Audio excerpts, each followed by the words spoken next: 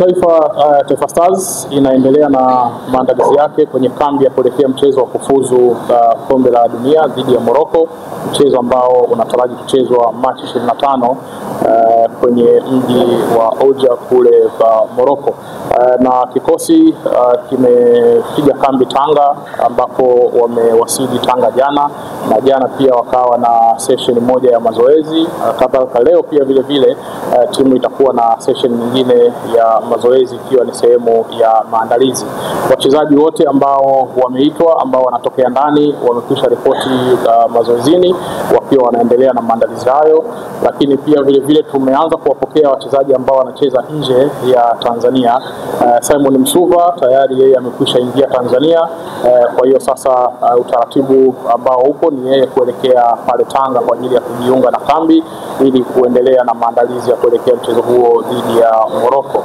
Lakini wachezaji wengine ambao wanatoka nje, Novatus Miroshi pamoja na Kelvin John, wenyewe tayari wamekwisha ondoka kwenye maeneo ambayo wanacheza, na hivyo tunataraji kuwapokea usiku wa leo na kisha kufanya utaratibu huo waweze kuelekea Tanga kwa ajili ya kujiunga na wenzao kuelekea kwenye maandalizi hayo ya mechi hiyo dhidi ya Morocco. Mchezo huu ni mchezo muhimu katika hatua hiyo ya kutafuta tiketi ya kufuzu kombe la dunia. Kama ambavyo tunafahamu kwamba katika kundi letu tukiwa tuna alama 6, maana yake ni mchezo mwingine muhimu sana kuona namna gani ambavyo tunaweza kujiweka kwenye mazingira mazuri ya kuikata hiyo tiketi ya kufuzu kombe la dunia 2026.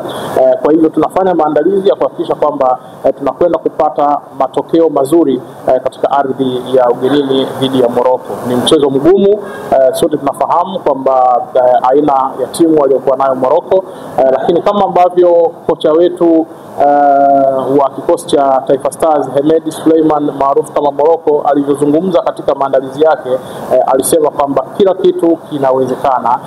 Kwa hivyo maandalizi ambayo yanaendelea basi ni kuhakikisha kwamba timu yetu inafanya vizuri katika mchezo huo. Ni waombe wa Tanzania wale ambao watakuwa Morocco basi tujumuike pamoja hiyo March 25, lakini kwa wale ambao wako nyumbani Tanzania, manake ni kwamba bado tuendelee kufanya maombi na kupigia dua timu yetu iweze kupata matokeo mazuri. Tuendelee kuwa pamoja kama ambavyo siku zote tumekuwa pamoja kwenye mechi za nyumbani na vile vile kwenye mechi za ugenini. Takumbukwa huu si mchezo wa kwanza kucheza ugenini.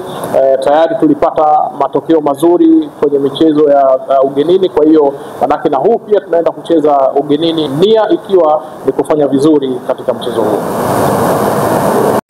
Programu ya mwalimu ndio ambayo itasema kama kuna mchezo wote wa kirafiki, lakini kwa muda jinsi ambavyo umebaki, manake ni kwamba kocha ataona kama kuna mchezo wote wa kirafiki ambao anahitaji kwa ajili ya kujipima na itakuwa lini, kwa sababu kambi ya ndani manake ni takriban siku 4 mpaka 5 hivi. Baada ya hapo manake timu itasafiri kuelekea huko Morocco kwa ajili ya mchezo.